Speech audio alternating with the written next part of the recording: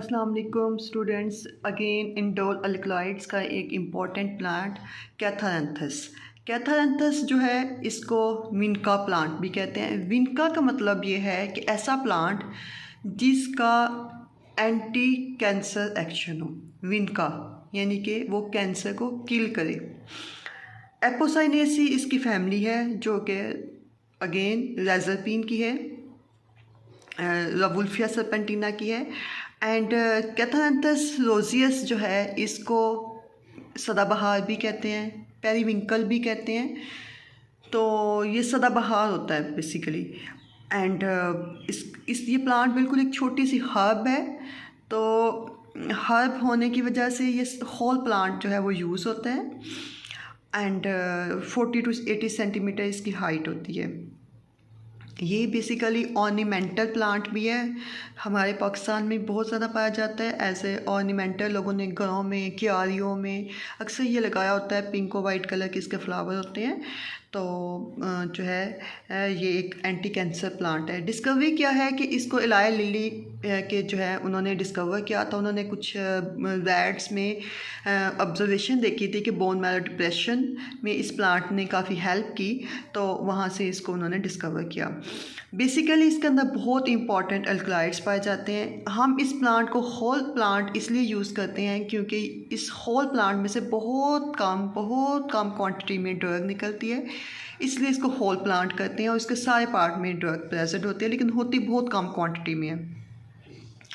अब ये जो है इसके अंदर बहुत ज़्यादा इम्पॉर्टेंट जो ड्रग होती हैं वो विनक्रिस्टिन, विनब्लास्टिन, विनोलेल्बिन होते हैं, जो कि इंडोल डाइमेरिक फॉर्म में इंडोल डाईहाइड्रो इंडोल डेरिवेटिव्स होते हैं। ठीक है, तो यहाँ पे मैंने बता दी बात कि ये डाइमेरिक है, इंडोल डाईहाइड्रो इंडोल है। तो इसका मतलब यह है कि आपने इसका डबल स्ट्रक्चर ड्रॉ करना होगा। ठीक है। एंड ये क्या करता है कि ये बेसिकली ये प्लांट जो है मैकेनिज्म हमें एग्जैक्ट तो नहीं पता होता, लेकिन ये है कि ये प्लांट बेसिकली जो है वो जो एंटी कैंसर में हेल्प करता है। वो किस तरह से करता है कि ये मेटाफेसिस पे जो सेल की डिवीजन है उसको रोक देता है। रोकता कैसे है कि जो विनक्रिस्टिन और विनब्लास्टिन होते हैं, जो माइक्रोट्यूब्यूल का सिस्टम होता है जिसमें माइटोटिक स्पिंडल होते हैं, उनके साथ ट्यूबुलिन के साथ जाके बाइंड करता है, उसको इंटरफेयर करता है उसके फंक्शन को, जिससे जो है उसकी जो है पॉलीमराइजेशन नहीं होती ट्यूबुलिन की इनटू माइक्रोट्यूब्यूल्स में, जिससे सेल की जो साइकिल है वो अरेस्ट हो जाता है और जो है वो ग्रोथ जो है वो स्टॉप हो जाती है या उसकी जो है प्रोग्रेशन जो है वो बंद हो जाती है। विनक्रिस्टिन और विनब्लास्टिन जो है वो अनस्टेबल है और इनको हमेशा जो है वो रेफ्रिजरेशन की ज़रूरत होती है 0 से 8 डिग्री सेंटीग्रेड पे। अब विनब्लास्टिन जो है ये बड़ी इंपॉर्टेंट ड्रग है। ठीक है, ये एंटी ट्यूमर ड्रग है। और जो जब हम इसका स्ट्रक्चर देखते हैं तो इसमें एक एन फॉर्माइल ग्रुप लगा होता है और जो विनब्लास्टिन का स्ट्रक्चर होता है वहाँ पे एन मिथाइल ग्रुप लगा होता है। ये नहीं कि दोनों का स्ट्रक्चर हम एक ही ड्रॉ करेंगे, सिमिलर स्ट्रक्चर है। सिर्फ विनक्रिस्टिन में हम लगा देंगे एन के साथ CHO फॉर्माइल एंड विनब्लास्टिन में हम लगा देंगे CH3। अब दोनों जो है बड़े इम्पॉर्टेंट है। जो विनक्रिस्टिन है ये हर किस्म के जो कैंसर है उसको ट्रीट करता है। ल्यूकीमिया हो गया, हॉजकिन डिजीज़ होगी। Hodgkin disease basically lymphatic system में क्या कैंसर होता है वहाँ पे ये ट्रीट करता है। लिम्फोसार्कोमा में, रेटिकुलर सेल सार्कोमा में, रेप्टोमायोसार्कोमा, न्यूरोब्लास्टोमा, विल्म्स ट्यूमर, यानी कि ये हर जगह पे यूज़ होता है। और इसकी डोज जो है वो 10 माइक्रोग्राम से 30 माइक्रोग्राम पर बॉडी वेट होती है। डोज जो है वो WBC काउंट पे की जाती है और जो डोज है ये इंक्रीज़ की जाती है 25 माइक्रोग्राम पर kg once in a week. अब जो दूसरी है विनब्लास्टिन, तो विनब्लास्टिन ये भी ऐसा अल्कलॉइड है जो कि कैथारंथस से ऑब्टेन होता है। ये भी अनस्टेबल है, ये भी एम्प्यूल सील्ड एम्प्यूल फॉर्म में आता है। इसको भी रेफ्रिजरेटर में रखना पड़ता है, स्टोर करना पड़ता है ताकि इसकी स्टेबिलिटी जो है वो मेंटेन रहे। एंड ये भी डिफरेंट जो है उसके लिए यूज़ होता है, लेकिन ये बहुत इंपॉर्टेंट जो जहाँ पे यूज़ होता है ये Hodgkin disease, Hodgkin lymphomas and choriocarcinomas में। कोरियोकार्सिनोमा बेसिकली ये एक प्लेसेंटा का जो है वो एक ट्यूमर है जहाँ पे जो बेबी की ग्रोथ है वो हो नहीं पाती। एटोपिक प्रेगनेंसी हो जाती है एंड वहाँ पे जो है वो अबॉर्शन हो जाता है एंड जो जहाँ पे फीटस ने प्लेसेंटा के साथ अटैच करना होता है वहाँ पे ये ग्रोथ सी प्रोड्यूस हो जाती है जिसे हम कहते हैं कोरियोकार्सिनोमा। इसके अलावा ये ब्रेस्ट कैंसर में यूज़ होता है और डोज़ यहाँ पे भी जो है वो 100 माइक्रोग्राम पर केजी बॉडी वेट है, लेकिन डोज जो है वो 50 माइक्रोग्राम पर वीक से स्टार्ट करते हैं और डोज जो है वो क्लिनिकल पिक्चर WBC काउंट पे डिपेंड करती है। इसका स्ट्रक्चर देखिए तो इसका स्ट्रक्चर स्टूडेंट्स को काफ़ी मुश्किल लगता है, जबकि इतना मुश्किल है नहीं। असल में स्टूडेंट इसको डिफरेंट तरीके से लेते हैं। मैं यहाँ पे थोड़ा सा आपको बताती हूँ कि ये स्ट्रक्चर क्या है। ये देखिए, ये विनक्रिस्टीन का है। फ़र्क क्या है, दोनों सेम स्ट्रक्चर है। यहाँ पे N के साथ हमने CHO लगा दिया है, ठीक है। और ये जो है ये विनब्लास्टीन का, यहाँ पे N के साथ जो है वो सिर्फ CH3 है। विनब्लास्टीन मैंने पहले भी कहा था ये N मिथाइल होता है, CH3 यहाँ पे लगेगा और यहाँ पे CHO लगेगा, यानी कि एक अल्डिहाइड या फॉर्माइल ग्रुप जो है वो N के साथ लगेगा तो विनक्रिस्टीन हो जाएगा। मैंने एक और स्ट्रक्चर फीचर इसकी बताई थी कि ये डाइमेरिक है इंडोल का, यानी कि ये एक इंडोल का न्यूक्लियस आपने बनाना है, ठीक है, और एक ये इंडोल का डाइमेरिक। देखें, इसको यहाँ से आपने ओपन छोड़ देना है, क्लोज नहीं करना। यहाँ पे अब इसको जो है ये दूसरा आपने इंडोल का स्ट्रक्चर बनाना है, अगेन वैसा ही रिपीट करना है सेम, लेकिन यहाँ पे आपने बंद क्लोज़ किया है तो यहाँ पे आपने ओपन किया है तो यहाँ पे आपने क्लोज़ कर देना है, ठीक है। सेम स्ट्रक्चर है, कोई फ़र्क नहीं करना। ये देखें, यहाँ पे भी आपने एसिटाइलेशन की, यहाँ पे भी एसिटाइलेशन करनी है।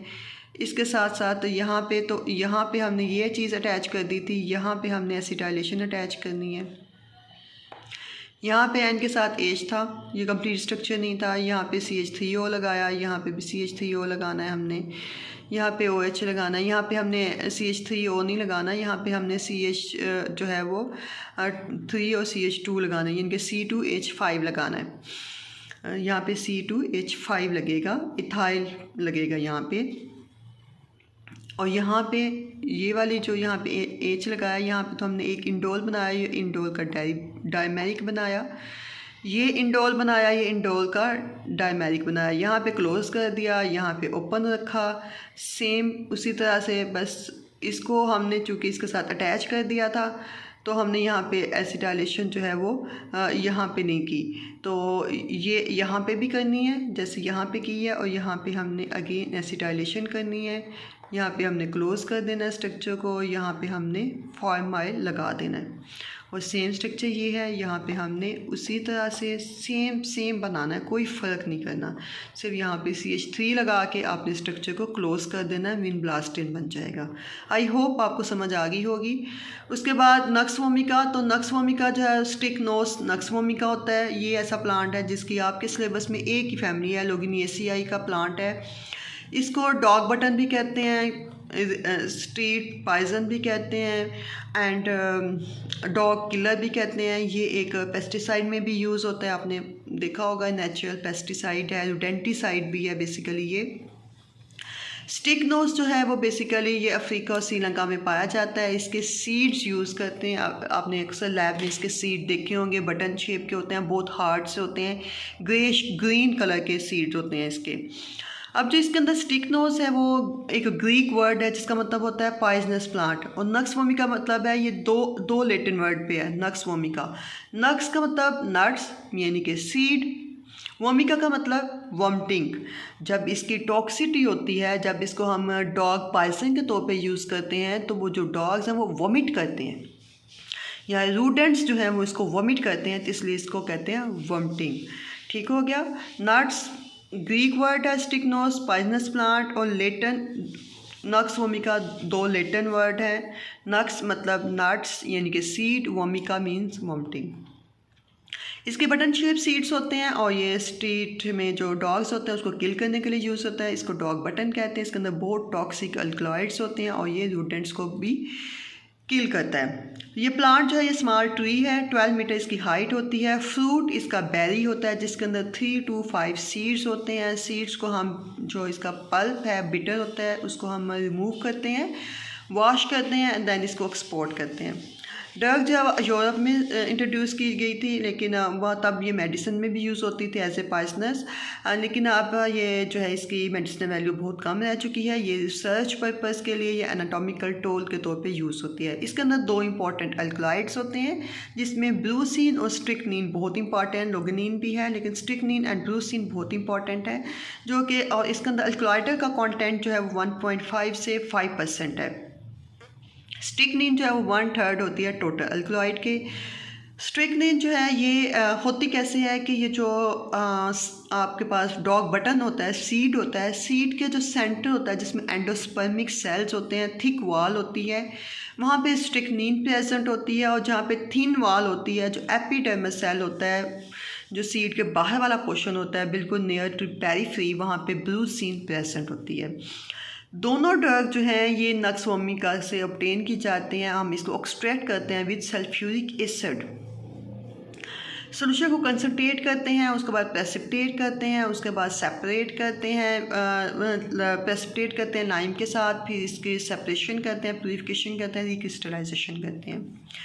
ब्लूसीन जो है वो वाटर सॉल्युबल होता है और अल्कोहल में, लेकिन जो एज़ कम्पेयर टू स्टिक्नीन से, बट स्टिक्नीन का जो हम सॉल्ट बनाते हैं एक्सट्रैक्शन करके सल्फेट, वो ज़्यादा सॉल्युबल होता है इन दोनों अल्कोहल और वाटर में एज़ कम्पेयर टू ब्लूसीन सल्फेट के। यूजेस की बात करें तो ये मैंने पहले भी बताया ये एक रूडेंट है, रूडेंट किलर है। ब्लूसीन स्टिक्नीन का जो यूज़ है वो CNS स्टिमुलेट करता है, बहुत इतना ज़्यादा CNS को स्टिमुलेट करता है कि एक्साइटेशन प्रोड्यूस कर देता है CNS के तमाम पार्ट्स की, जिससे जो है उनके जो स्पाइनल नर्व्स हैं, जो इम्पल्सिस हैं, पोस्ट सिनेप्टिक लेवल पे उनको ब्लॉक कर देता है, जिससे जो है रिफ्लेक्सेस प्रोड्यूस होती हैं और इतनी सीवियर होती हैं कि ट्रेमर्स प्रोड्यूस होने शुरू हो जाते हैं, टोनिक क्रोनिक कन्वल्शंस प्रोड्यूस होते हैं, सीयर्स प्रोड्यूस होते हैं एंड जो सिस्टम है वो क्लैस्प कर जाता है और डेथ हो सकती है। फैटल पॉइजनिंग ह्यूमन में 60 to 90 मिलीग्राम से हो सकती है। इसके अलावा जो स्टिक्नीन जो है वो टॉक्सिक है ब्लूसीन से ज़्यादा। ब्लूसीन जो है वो बेसिकली यूज़ होता है अल्कोहल को डीनेचर करने के लिए, और ये इन दोनों का स्ट्रक्चर है। इसका स्ट्रक्चर में भी ब्रिज बनाना है और साथ पहले इंडोर, ये वाला इंडोर न्यूक्लियस बनाना है, और ये 7 मेंबर एक रिंग बनाना है और एक इस तरह से इसको बना के इसके साथ अटैच करना है इसके जो इसका बेसिक न्यूक्लियस है, यानी कि जो ब्रिज है वो बेसिक न्यूक्लियस और 7 मेंबर को कवर करता है।